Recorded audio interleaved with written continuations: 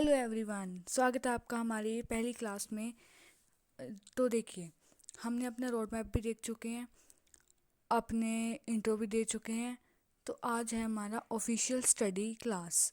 तो welcome to my YouTube channel study hub commerce for 12th। तो देखिए, आज हम अपने एक सब्जेक्ट से शुरू करेंगे, बिजनेस स्टडीज़। उसका first chapter nature and significance of management, जिसका हम फर्स्ट टॉपिक करेंगे मैनेजमेंट का मीनिंग। तो आपको मैं रियल लाइफ के एग्जांपल से बिल्कुल इजी वे में समझाऊंगी और आपको एकदम अच्छे से समझ आ जाएगा। जो ट्रिक्स मैं यूज़ करती हूँ, जैसे मैं समझती हूँ कौन से एग्जांपल से, वही एग्जांपल्स आपको समझाऊंगी। मैं आपके साथ टाइम टेबल्स वगैरह भी शेयर करूँगी, जैसे कि रोज़ के डेली। आप मुझे कमेंट में बता देना कि आपको टाइम टेबल्स की वीडियो अलग से चाहिए।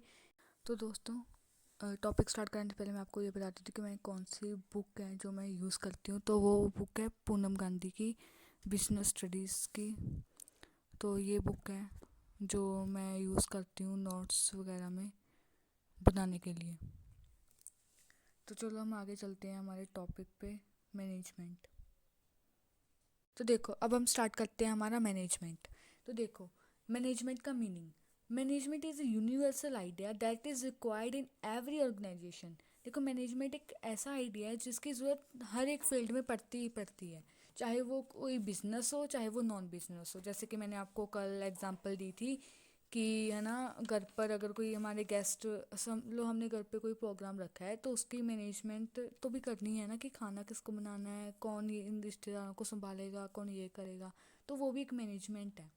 देखो, जैसे कि आपको एग्जांपल दी है, सच एज ए हॉस्पिटल और अ स्कूल।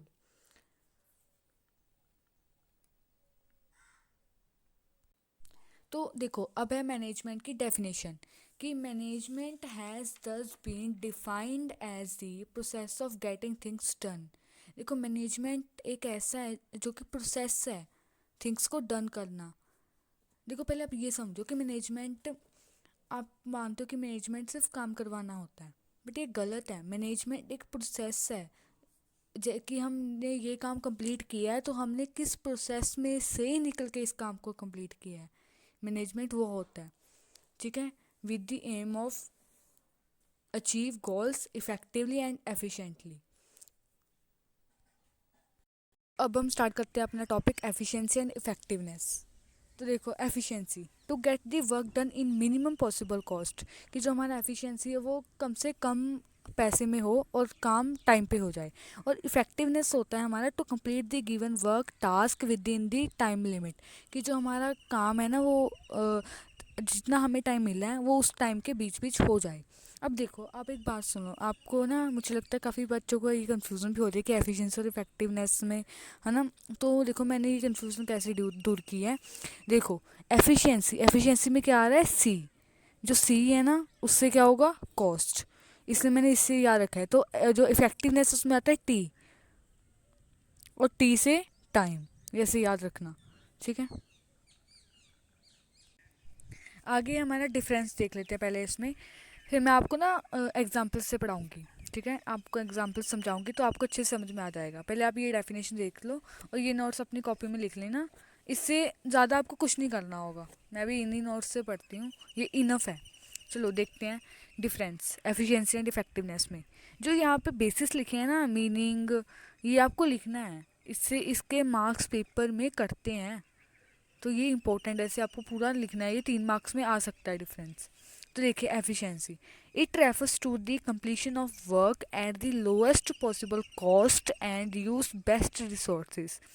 ये कंप्लीशन ऑफ वर्क, एफिशिएंसी जो है ये रेफर करता है कंप्लीशन ऑफ वर्क में जो लोएस्ट पॉसिबल कॉस्ट में बेस्ट से बेस्ट रिसोर्सेज लगाकर हमारा बेस्ट मटेरियल बने, ठीक है।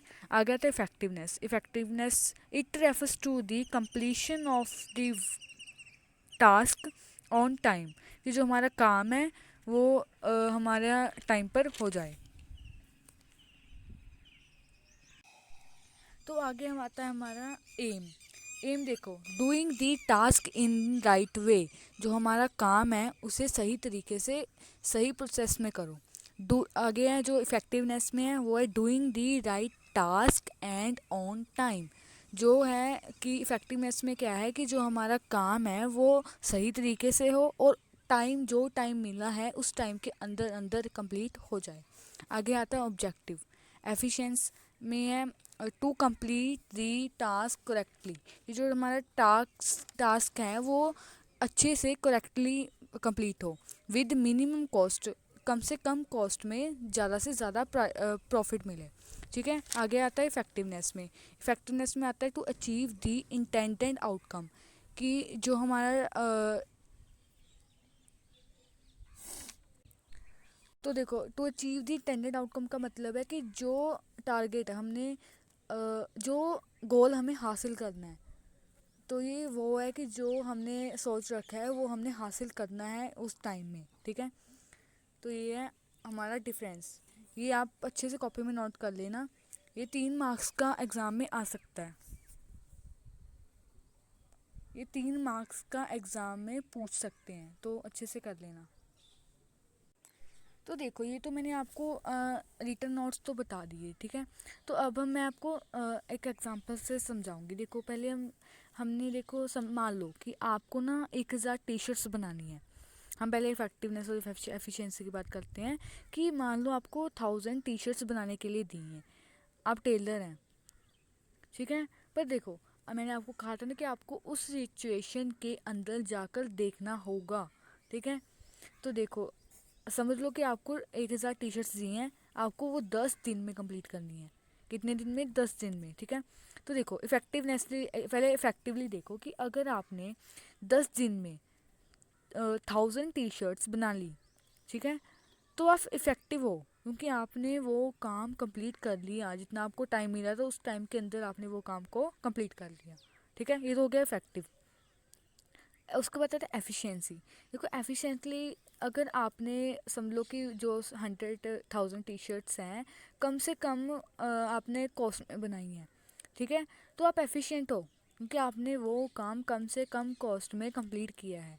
तो बोर्ड एग्ज़ाम में इन दोनों का डिफरेंस पक्का आता है, तो मैंने वो आपको कहा है कि उसे अच्छे से ध्यान से समझना। ओके, तो इस टॉपिक को अच्छे से समझने के लिए मैं आपको एक स्कूल यूनिफॉर्म ऑर्डर का एग्जांपल देती हूँ। ठीक है, वो बेस्ट एग्जांपल है, आपको उससे समझ में आ जाएगा अगर पिछले वाले एग्जांपल से नहीं समझ में आया। तो देखो, ध्यान से सुनो कि मैं आपको एक सिनेरियो देती हूँ। एक स्कूल ने एक टेलर को, मान लो कि आपको 100 यूनिफॉर्म बनाने के लिए दिए हैं, ऑर्डर दिया है उनको, उसको उस ऑर्डर को आपको 5 दिन में कंप्लीट करना है, वो भी बजट के अंदर 50,000 बजट है। ठीक है, तो देखो case 1, effective but not efficient. मान लो कि वो काम आपने टाइम पे किया है बट कॉस्ट ज़्यादा लग गई। देखो, जैसे कि टेलर ने, बल्कि आपने 5 दिन में 100 यूनिफॉर्म्स तो बना ली। ठीक है, लेकिन उसमें आपने ज़्यादा महंगा रिसोर्स यूज़ कर लिया या कुछ ज़्यादा वर्कर्स लगा लिए और आपका जो खर्चा था वो 60,000 तक पहुंच गया। तो देखो, टारगेट तो कंप्लीट हो गया बट कॉस्ट ज़्यादा हो गई, तो एफिशिएंट बट नॉट इफेक्टिव। ठीक है, एक केस और लेते हैं कि मान लो कि टेलर ने सिर्फ 40,000 में यूनिफॉर्म बनाई। ठीक है, मतलब कि उन्होंने किसी और टेलर को यूनिफॉर्म दी। ठीक है, उसने वही टी शर्ट्स, वही यूनिफॉर्म उन्होंने 40,000 में बना दी, वो भी टाइम पे। तो वो हो गया हमारा, इफेक्टिवनेस भी हो गया और एफिशिएंटली भी हो गया। और मान लो उन्होंने एक और टेलर को टी शर्ट्स दी, यूनिफॉर्म दी, उस टेलर ने सिर्फ 40,000 में यूनिफॉर्म बनाई, बट लेकिन उसने 8 दिन लगा दिए। टाइम कितना था? 5 दिन का, बट उसने कितने लगा दिए? 8 दिन। तो पैसा तो बचा, बट जो टारगेट, जो उन्होंने टाइम दिया था टारगेट का, वो तो पूरा नहीं हुआ ना। तो ये केस हुआ effect efficient but not effective. ठीक है,